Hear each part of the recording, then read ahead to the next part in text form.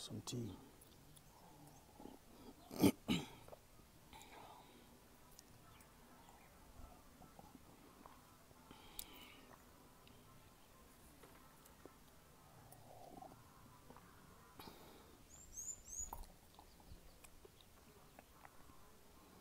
What up, everyone? How's everyone doing? My tea party at? There we go.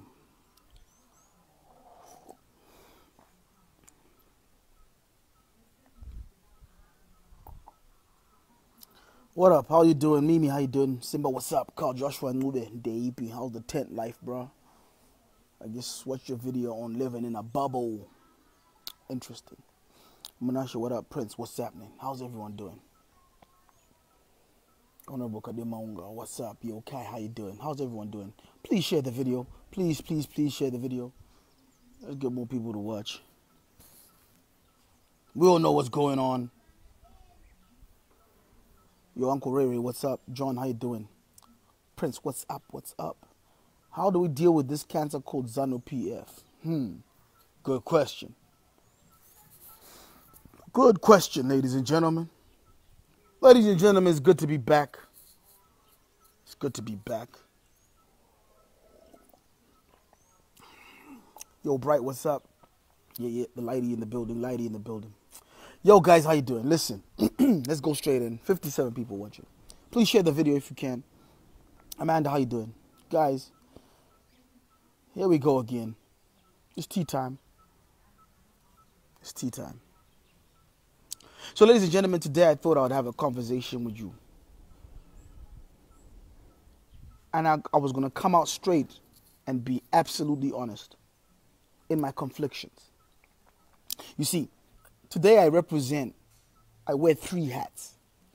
And I need everyone to understand that I'm going to try and talk you through the 3 hats that I'm wearing and the way I feel about each one of those hats.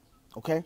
Now, I had promised on Twitter that I was going to stop swearing this year on social media. I promised that if I say a word like fuck or shit, I would pay $10 to my nearest charity. So now that I've said them twice, I'm going to ignore that little pledge of mine for the time being so that I can be expressive as possible. But I'm going to try and keep the language as clean as possible, if it's possible. So first of all, as you all have traveled along this journey with me, you know the stages I've gone through. You knew me when I was a dude who, my ex-wife just left me. You knew me as a dude who was an activist. You knew me when I was fighting with police constantly. You knew me when I was getting kidnapped and beaten up. You know, you knew me when I was a campaign manager for Zaima's campaign.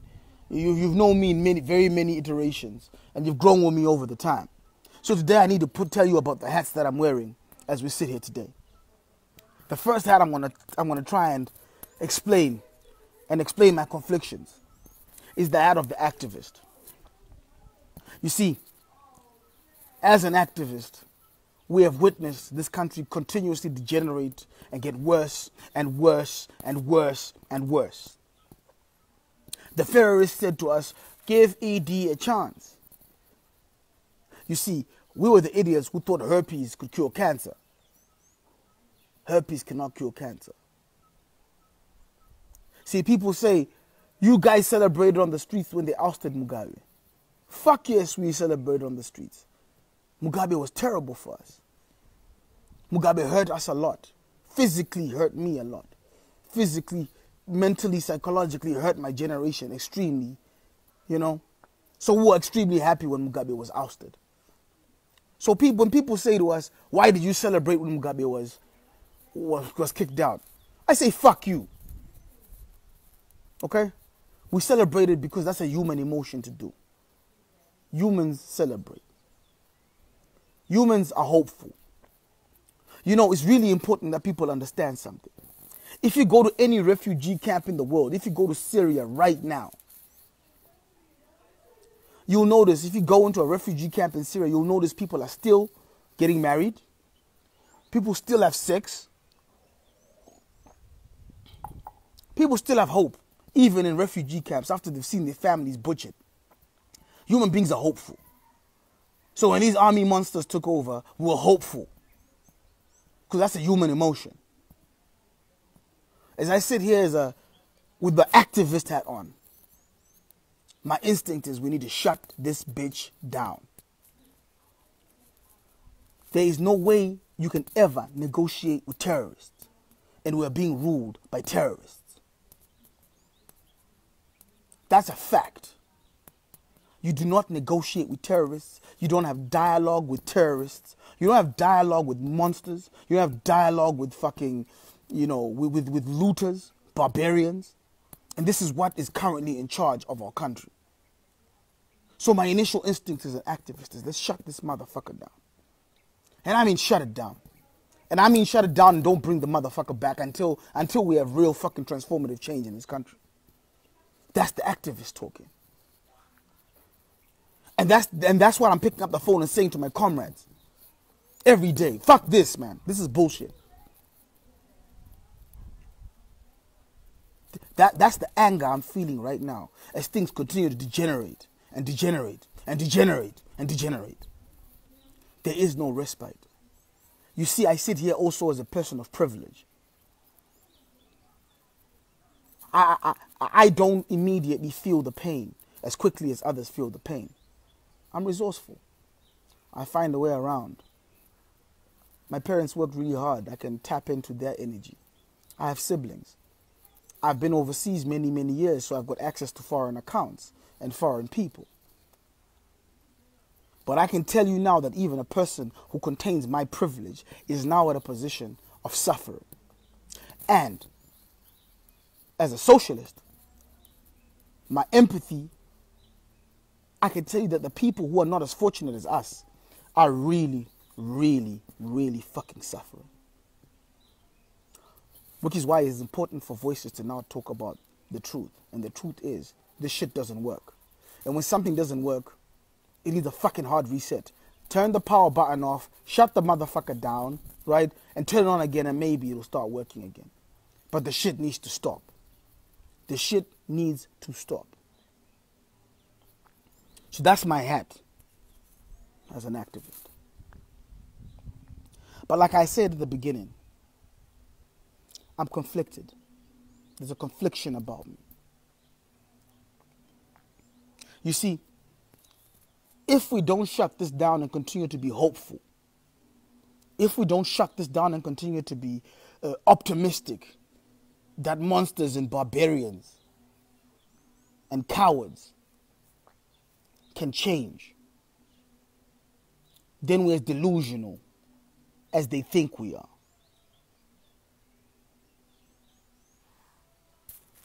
Then I put on my hat as a business owner, as an employer. The first thing I can tell you about being a business owner and an employer is this. The young men and women who now work for me, and they're all very young, all sub 30 currently, depend on the decisions I make every single day to make sure that they stay employed. Because some of them have been sitting at their houses for years and years and years and years. My young GM for Fresh in a Box, she, when I found her, she was an unemployed, smart agronomist. Smart as hell. And what the job that we gave her at Fresh in a Box gave her a lifeline to start using her expertise in the agronomy she learned for those so many years at the MSU. So as a business owner, when people say shut down your business, let me give you the mathematics. You see, for Fresh in a Box to be able to turn over and just pay its bills, we need to sell at least 50 boxes a day. That's Monday to Friday. 50 boxes a day. If we sell 50 boxes a day, every one of the 15 young employees that now work for Fresh in a Box at least get a salary at the end of the month. And I want you to take note. I said the words at least. See, I can't even pay them as much as they're worth a lot of the times. But at least they get a wage. If we sell 50 boxes a day. And as a business owner, I can tell you one thing for a fact. If you ask me to shut down my business for a day, I must take the day that I shut down, those 50 boxes, and I must try and then divide them in the remaining days of the month for us to stay afloat. This is what would help us keep afloat as a business. So that was the businessman hat owner on there. Just putting the hat on. To understand why, now when I see why sometimes business owners are reticent to shut down, I know that when they talk about their targets and what they have to meet, shutting down actually has a direct impact on business. So remember, the activist in me says, shut this bitch down. Okay? The activist in me says, shut this bitch down. Shut it down. Shut it down. Okay? But the business owner in me says, fuck, if you shut down for 2 days, motherfucker, that's 100 boxes you need to sell to just break even.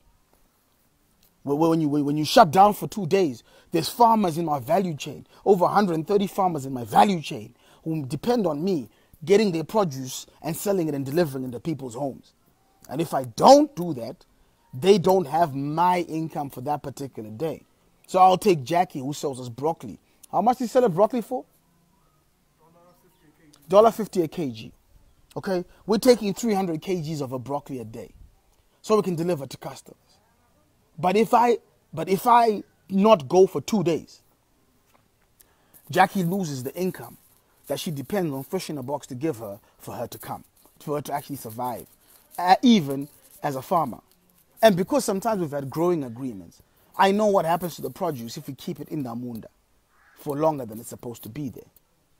So as a business owner, I want you as the Tea Party to understand that I understand why people in business are reticent and find it hard, okay, to shut down when people say shut down.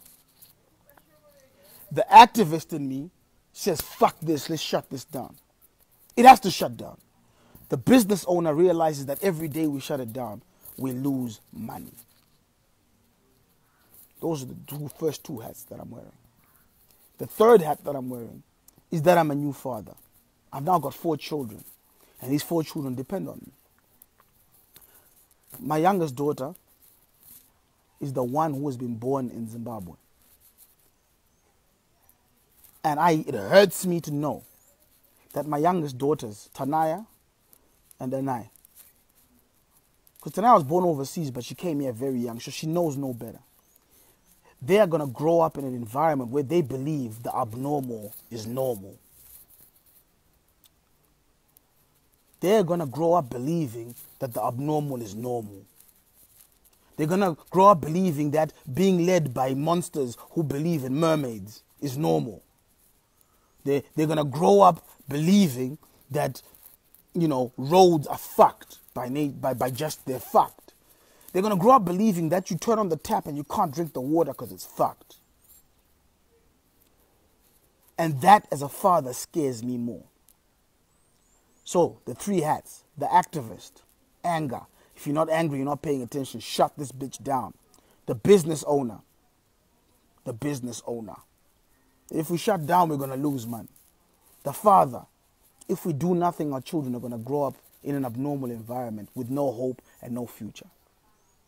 God forbid that my daughters end up at UZ having to look for a blesser to get their hair done. God forbid that my daughters have to end up standing on the streets of Harare because I'm such a fat cunt, I die of a heart attack and they left to derelict in this world. God forbid that I can't save money and leave them any legacy. God forbid.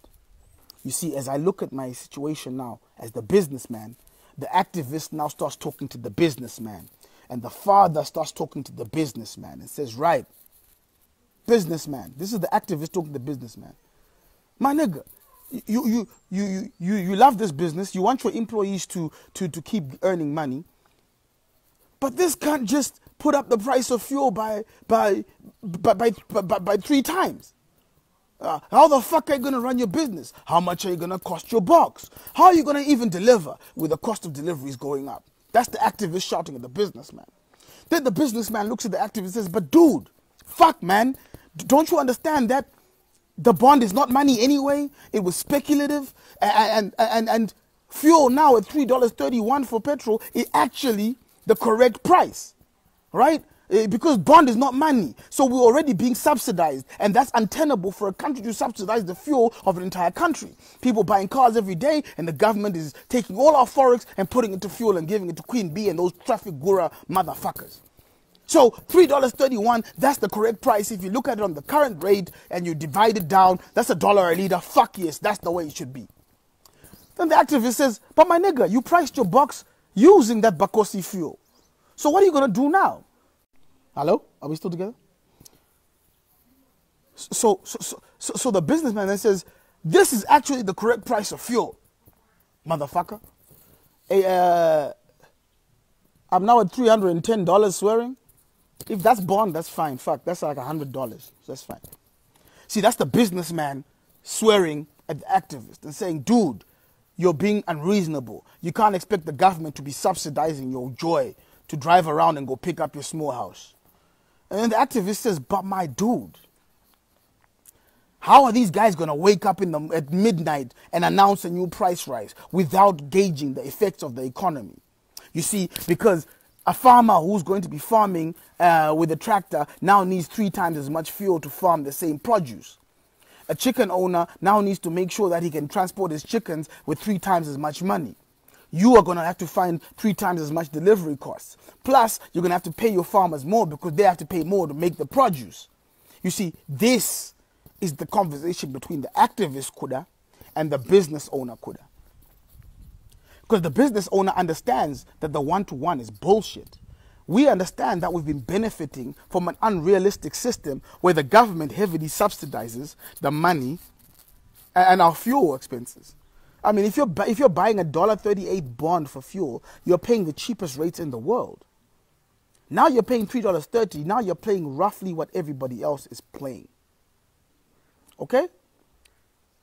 So that's the businessman fighting with the activist. But to sway the argument, the father then steps in. The father then steps in, says, listen though, both of you have to understand this. You even having this fucking conversation is abnormal.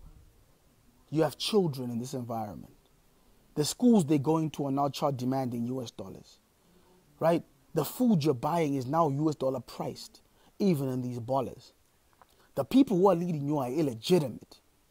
And that's not normal. You see, so the father in me then steps in and then joins that argument.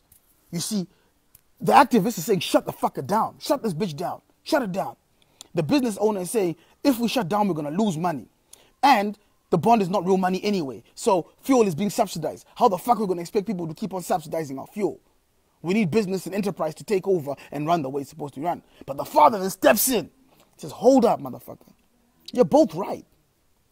You're both right. You're both very, very right. But this is not normal. This is not fucking normal. And you could, as the businessman, trying to continue to innovate and run your businesses. We've just launched, Send a Lighty. It's a great business. It'll give a lot of young people employment. But everything we discussed at the launch of Lighty with the team has been thrown out the window.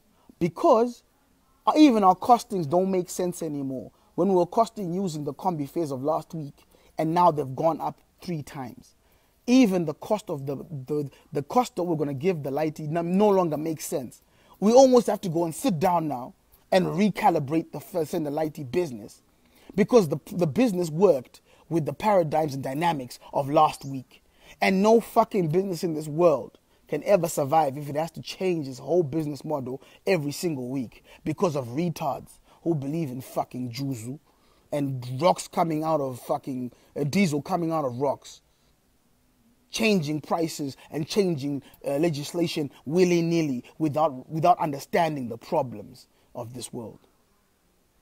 I'm now at $400. Okay, I'm going to stop swearing now because I can't afford it. I can't afford it anymore.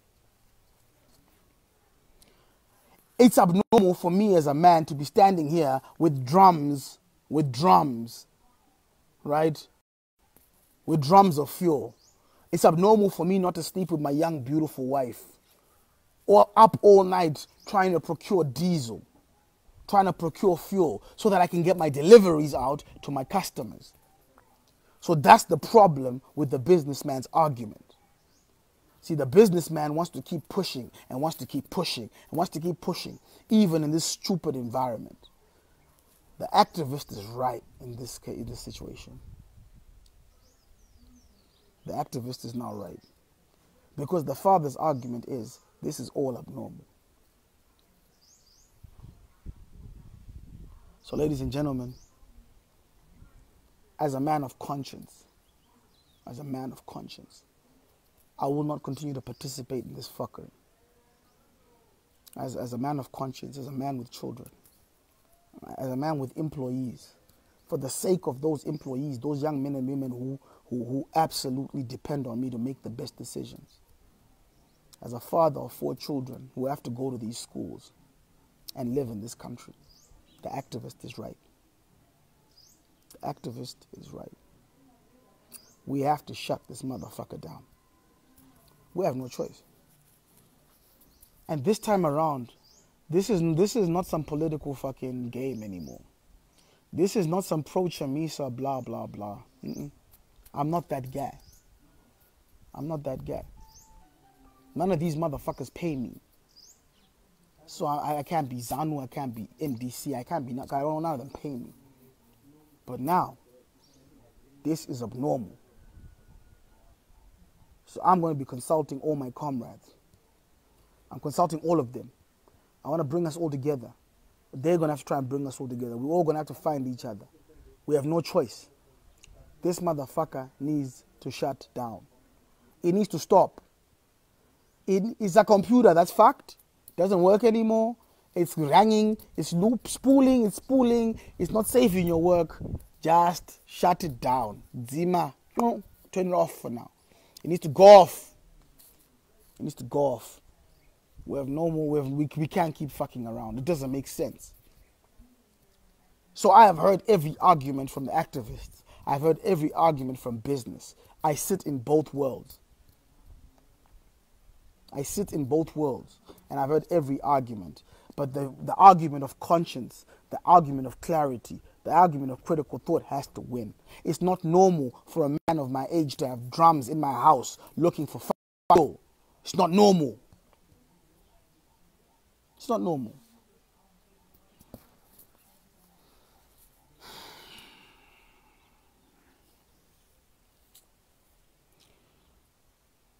So the businessman was sitting yesterday watching that press conference of a joke, and he realized you can't keep selling your box at the price that you did. And because you took orders in advance and you have over 300 people who subscribed for the whole month, you are obliged now to make sure those deliveries happen regardless of whether you have the money or not. That is the reality the businessman had to face yesterday as he sat there and then thought it through. So as I typed out that statement on the Fresh in a Box page, I was angry. I was angry because I'm being forced again to inconvenience my customers. I was angry because again I have to now tell my customers that I have to put the price up. I was angry that my employees know that they have to reach the 50 bucks a day target. But tomorrow I had to stop orders. So they come into work and they're going to look at me and say, now what, Mr. Kuda?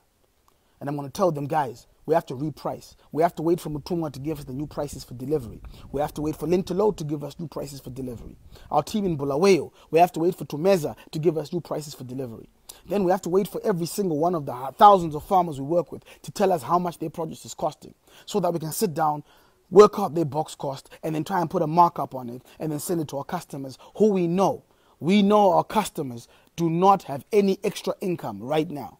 We know that.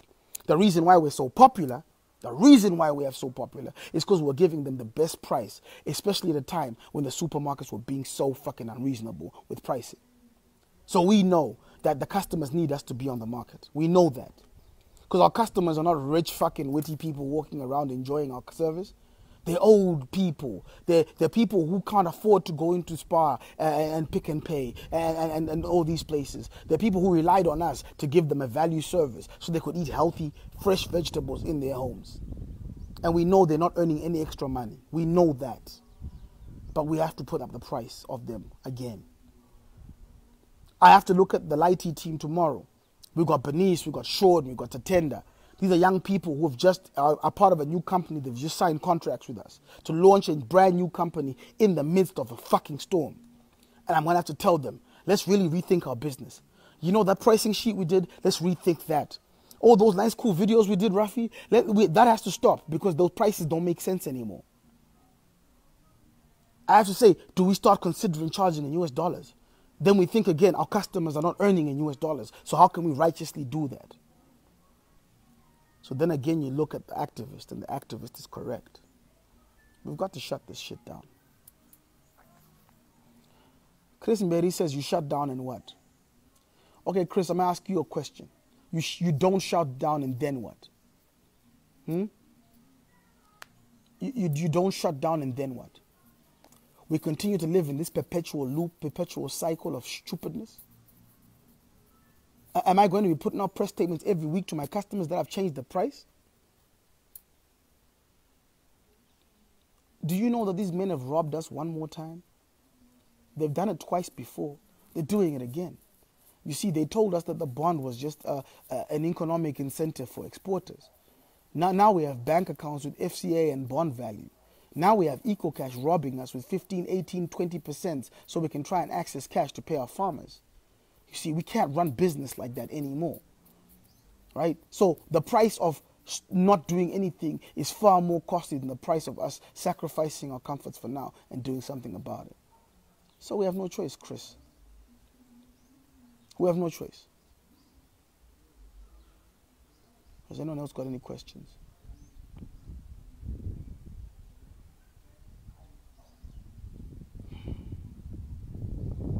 There's no reason for you to wake up and go to work tomorrow. There's no reason. You're doing nothing. What are you going to work to do? Exactly. Earn $350? Well, let me tell you what $350 can get you, guys.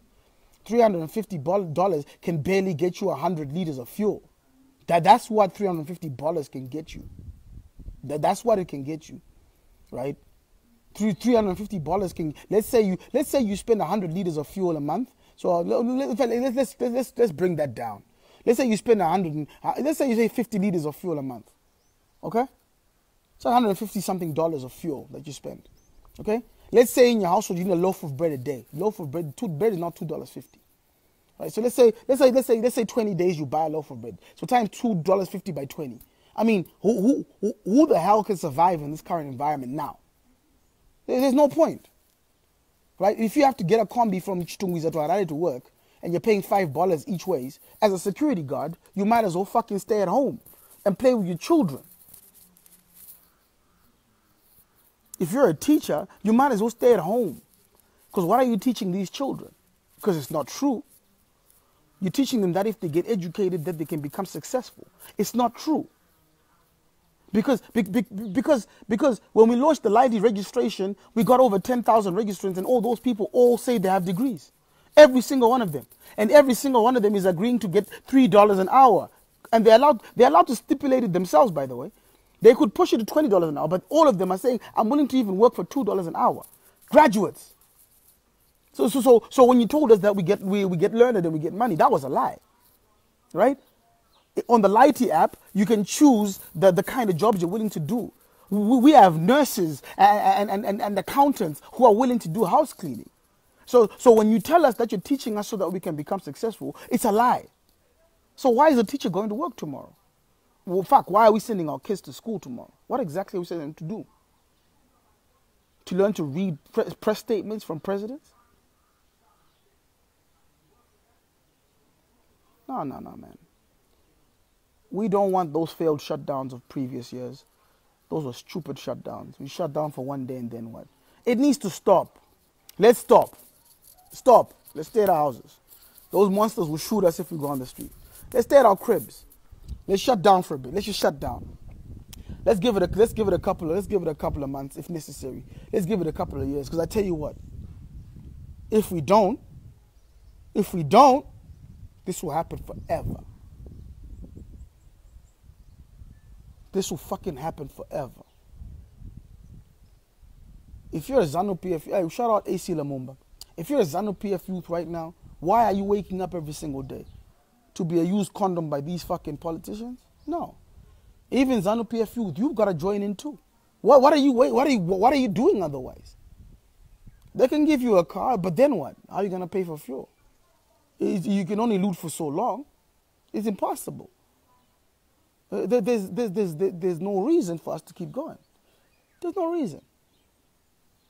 So I've got a message to all my activist brothers and sisters and comrades. You got to give up that fucking egomaniac bullshit that you guys have been on for the last 3 years. To all my comrades, to all my pastors and advocates, and all my comrades, the Jamuka, everybody out there, everybody. I'm talking to everybody. You egomaniacs. The generation that fails to talk and work with each other. The generation that hates each other. That shit's got to stop. You're fucking letting us all down. All of you. That shit needs to be put aside now.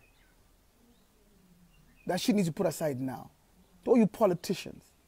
All you politicians. You egomaniac, greedy, fucking selfish pricks. You need to stop that shit now too. It's a very simple solution. Unity. Unity of purpose. Know where we're going. And all I want us to do is shut it down. Let's just shut it down. It just needs to stop. All of them. We stop. We stop, we wait, we just stop. They don't need kids, they need to go to school. We don't need to go to work because there's no work that we're going to. These petrol stations don't need to open, you know. And I believe anyone who defies the shutdown is a treasonous human being and should be dealt with as such. Anyone who defies it should be dealt with as such because they're treasonous. They're treasonous to an entire generation, multiple generations, our parents' generations, our uncles' generations, our generations, the youngins before us, the millennials, you know, our babies. Anyone who defies it is a traitor. And traitors should be treated as such. All you egomaniacs, all you activists, everybody out there, we need to stop that nonsense. That failure to talk, that failure to coerce, the failure to work together, that needs to stop. This disorganized, disjointed WhatsApp messaging activism needs to stop. We need to organize. And all you C10s who are watching this talk to you, I'm talking to you too. All you CIOs and military intelligence, I know you're watching. Same goes to you. What exactly are we doing it for? It will never stop. It will never stop.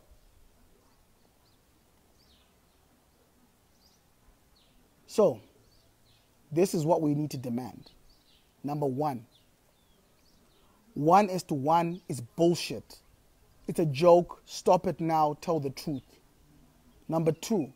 2% tax is unacceptable. It's unacceptable that me sending pocket money to my son is taxed and him paying for ice cream is taxed. It's unacceptable. We work hard for our money. That's what we want. Our money. We'll pay Caesar what belongs to Caesar. And Caesar should stop robbing us with aid levies and tourism levies for Karikoga and his fuckboys to enjoy the good life in fucking airplanes. We want to know exactly what the fuck the plan is for this country.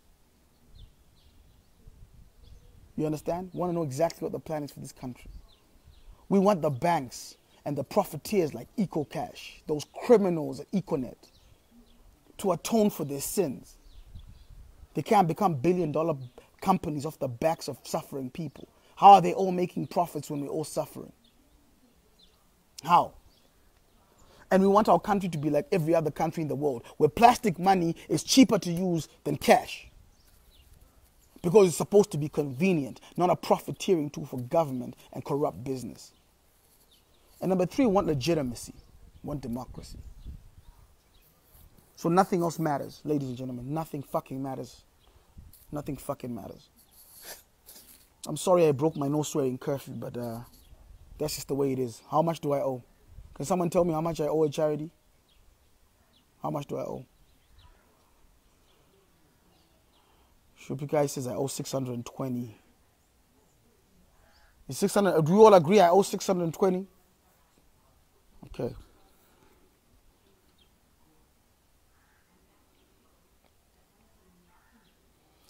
They don't want to join me. They don't want to say anything. 650. Okay. 640. 600. I'll take the higher figure. 650. I owe $650 to a charity. I promise you I'll be faithful. I'll be faithful. I'll do a live video when I donate $650, like guess worth of produce or something to a charity, or $200 according to the current actual rate to our retard government. Anyway, if you want to watch AC, watch him tonight at 9 p.m. I know he's got a lot to say. So let's watch AC at 9 p.m. tonight. Otherwise, they'll shut it down. So yeah, if you didn't catch what I was saying before, please rewind the video. I tried to explain, number one, why I think we should shut it down. I tried to explain the counter argument when I put on my businessman hat of why we shouldn't, right? And then I tried to explain the father's perspective and why the activists argument wins over the businessman's argument. And when these businessmen try and fucking tell us otherwise, they're profiteering. Profiteering. All right. Fuck, it's so depressing.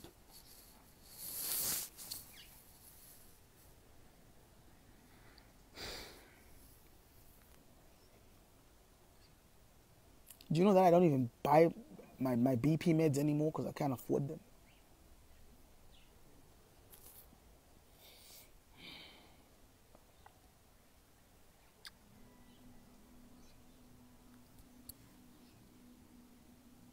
My employees, I got people who depend on me.